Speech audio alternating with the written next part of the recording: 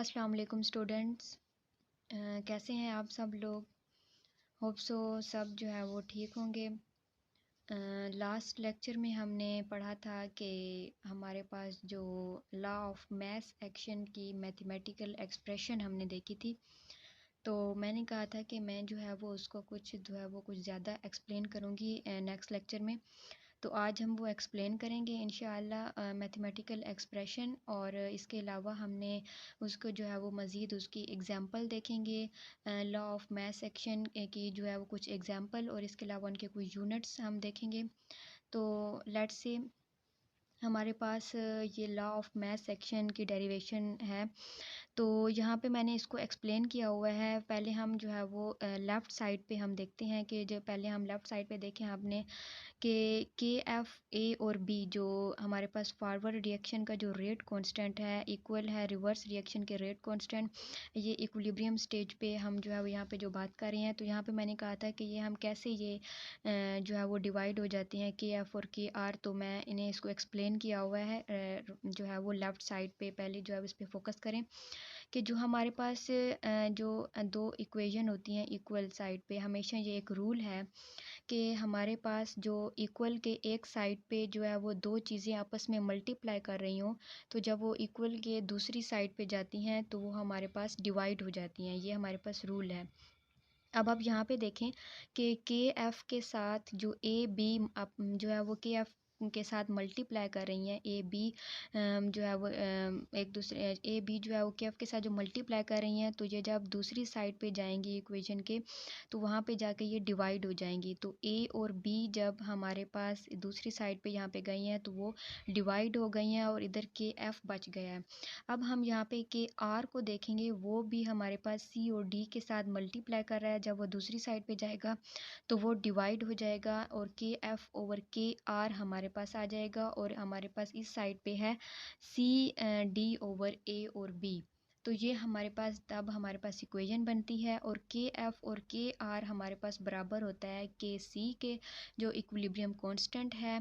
और जो यहाँ पे सी और डी है, हम इसको इस तरह पढ़ेंगे कि ये product of active masses of reactant raise to the power to their coefficient into product of active masses या प्रोडक्ट ऑफ कंसंट्रेशन ऑफ वो ऊपर था प्रोडक्ट सॉरी, और नीचे जो है वो product of concentration of reactant in raise to the power to their coefficient. तो राइट साइड पे मैंने जो है वो उसको डायरेक्ट लिखा हुआ है कि किस तरह क्रॉस सेक्शन इनका होता है, जो मैं जो है पहले एक्सप्लेन कर रही थी।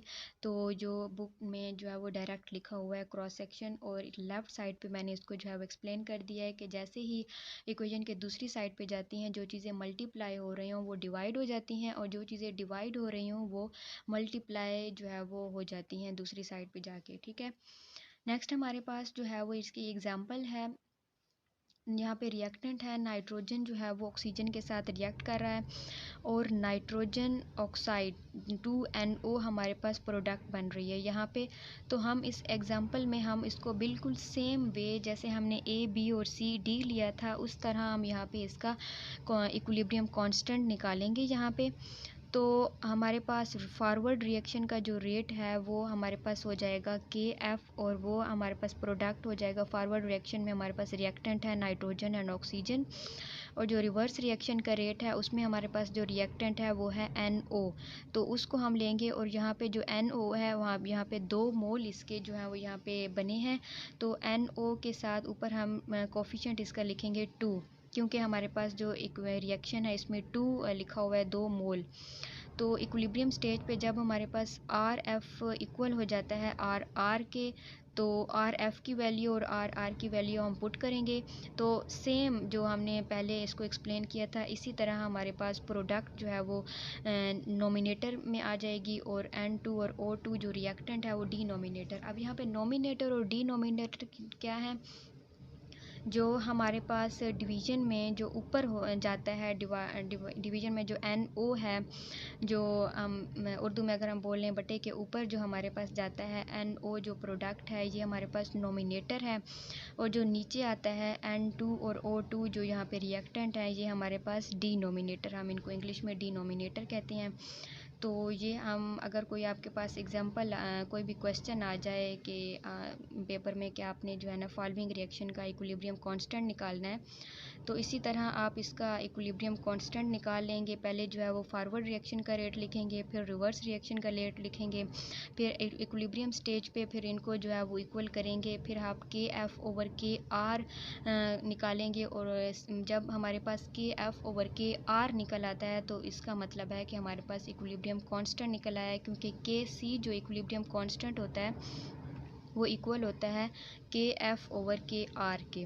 ठीक है, नेक्स्ट हमारे पास है इक्विलिब्रियम कांस्टेंट। इसको हम जो है वो एक्सप्लेन करेंगे। इक्विलिब्रियम कांस्टेंट हमारे पास असल में है क्या?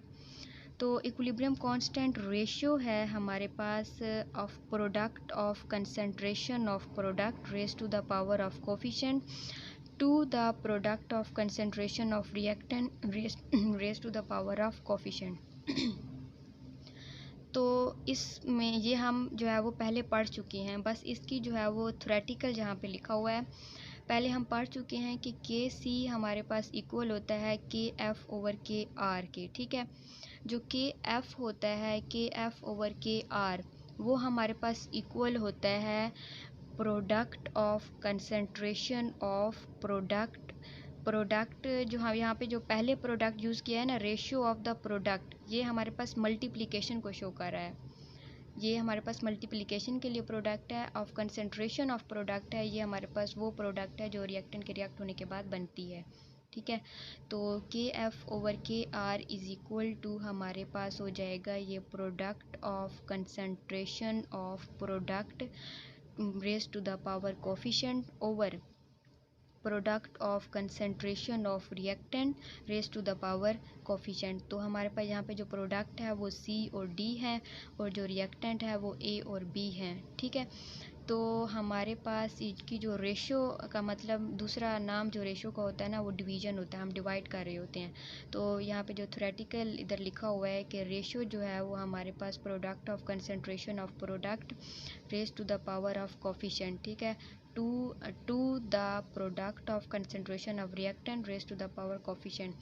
तो हमारे पास ये जो के एफ़ ओवर के आर है, ये जो हमारे पास इस रेशियो के बराबर जो के एफ़ ओवर के आर है, तो ये जो के सी है वो इक्वल टू होता है के एफ़ ओवर के आर, और जो के एफ़ ओवर के आर है वो इक्वल टू होता है product of concentration of product raise to the power coefficient over product of concentration of reactant raise to the power coefficient. तो हम कह सकते हैं कि के सी इज़ इक्वल टू, तो K C is equal to product of concentration of product raise to the power coefficient over product of concentration of reactant raise to the power coefficient. क्योंकि हमारे पास जो के एफ़ ओवर के आर है वो के सी के बराबर है, तो हम के सी यहाँ पे लिख सकते हैं। तो इसकी थ्योरेटिकल एक्सप्रेशन यहाँ पे शो किया हुआ है। तो यहाँ पे ये रेशियो जो है वो, या इसको डिवीज़न जो है यहाँ पे जो है थ्योरेटिकल फॉर्म में लिखा हुआ है इसको। तो ये इसको मैंने दोबारा एक्सप्लेन किया हुआ है कि जो के सी है हमने पहले पढ़ा है वो के एफ़ ओवर के आर के बराबर है, तो हम के एफ़ और के आर की जगह के सी लिख सकते हैं। तो के सी हमारे पास इस चीज़ के इक्वल है, इक्विलिब्रियम कांस्टेंट।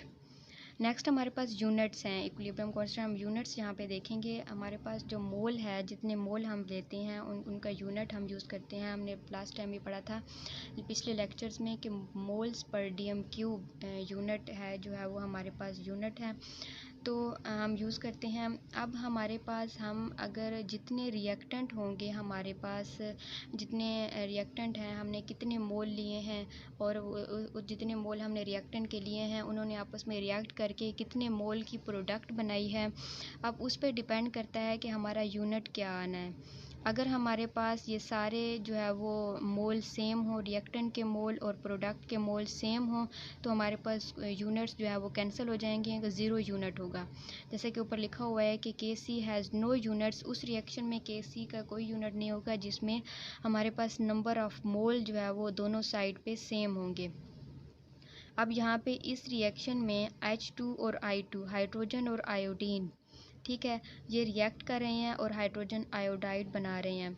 अब हमने हाइड्रोजन का 1 मोल लिया है और आयोडीन का 1 मोल, 1 और 1 2 मोल हो गए। अब यहाँ पे 2 मोल रिएक्टेंट के रिएक्ट करके 2 मोल प्रोडक्ट के बना रहे हैं, तो दोनों साइड पे 2-2 मोल यूज़ हो रहे हैं, तो ये आपस में कैंसिल कर देंगे और हमारे पास ज़ीरो जो है वो यूनिट आएगा, इसमें कोई यूनिट नहीं होगा। हमें जो है वो इक्वेशन से ही पता चल जाएगा कि जो है वो इक्विलिब्रियम कांस्टेंट का यूनिट होगा या नहीं होगा। तो हम इक्वेशन से ही हमें पता चल रहा है कि 2 मोल ही रिएक्टेंट के यूज़ हो रहे हैं और वो प्रोडक्ट के ही 2 मोल बना रहे हैं, तो दोनों जो है वो हमारे पास एक दूसरे को कैंसिल आउट कर देंगे। नीचे जो है वो हाइड्रोजन आयोडाइड के जो 2 मोल हैं, मोल्स पर डीएम क्यूब, जो कोफिशिएंट पे इसके 2 लिखा हुआ है, और नीचे हमारे पास हाइड्रोजन एंड आयोडीन, इनके 1-1 मोल जो है वो नीचे लिखे हुए हैं, तो इसके दोनों मोल के साथ वो कैंसिल हो जाएंगे और नो यूनिट्स। ठीक है, हम अब नेक्स्ट यहाँ पे एग्जांपल देखेंगे। हमारे पास यहाँ पे एक एग्जांपल है कि इस रिएक्शन में हमारे पास 1 मोल नाइट्रोजन का रिएक्ट कर रहा है 3 मोल ऑफ हाइड्रोजन, तो वो आपस में रिएक्ट करके 2 मोल बना रहे हैं अमोनिया के।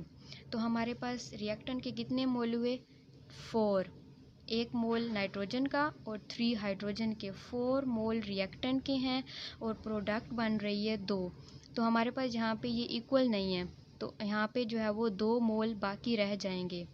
जो 2 मोल बाकी रह जाएंगे, नीचे वो एक्सप्लेन किया हुआ है कि जो अमोनिया है उसके कोफिशिएंट पे 2 लिखा हुआ है, इसके 2 मोल बने हैं, और नाइट्रोजन का जो है वो हमारे पास कोफिशिएंट पे यहाँ पे लिखा हुआ नहीं है, लेकिन लिखा होता है यहाँ पे 1 मोल है, और जो हाइड्रोजन के हैं वो 3 मोल।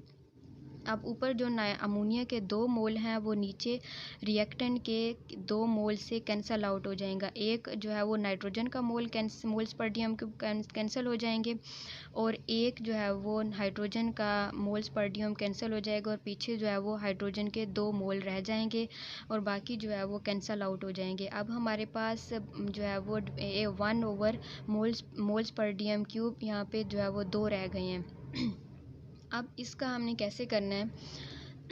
तो यहाँ पे जो ब्रैकेट के ऊपर जो कोफिशिएंट 2 लिखा हुआ है, वो ब्रैकेट के अंदर जो मोल है और डीएम क्यूब, इनके कोफिशिएंट के साथ मल्टीप्लाई करेगा। अब मोल के ऊपर हमारे पास 1 है और डीएम के ऊपर हमारे पास -3 है, तो 1 और -3 के साथ ये मल्टीप्लाई करेगा, तो मोल के ऊपर आ जाएगा 2 और डीएम के ऊपर आ जाएगा -6।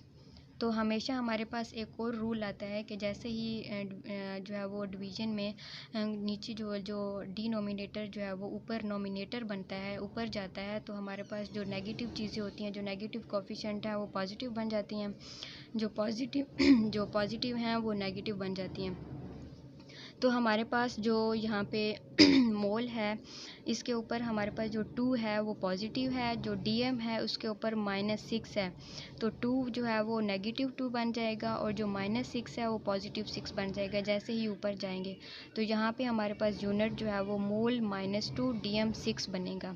तो यहाँ पे हमारे पास ये जो है वो यूनिट बनेगा। आपने इस तरह सॉल्व करना है। नेक्स्ट भी हम मज़ीद जो है वो इनकी एग्जाम्पल पढ़ेंगे इंशाल्लाह नेक्स्ट लेक्चर में। तो आज तक के लिए इतना ही काफ़ी है। अगर आपके माइंड में कोई भी ऐसा क्वेश्चन आता है तो आप कमेंट्स में मुझसे पूछ सकते हैं। इंशाल्लाह आपको जो है वो एक्सप्लेन हो जाएगा सब कुछ। तो जो भी आपको कोई भी माइंड में क्वेश्चन आता है तो आप जो है वो मुझसे कमेंट कर जो है वो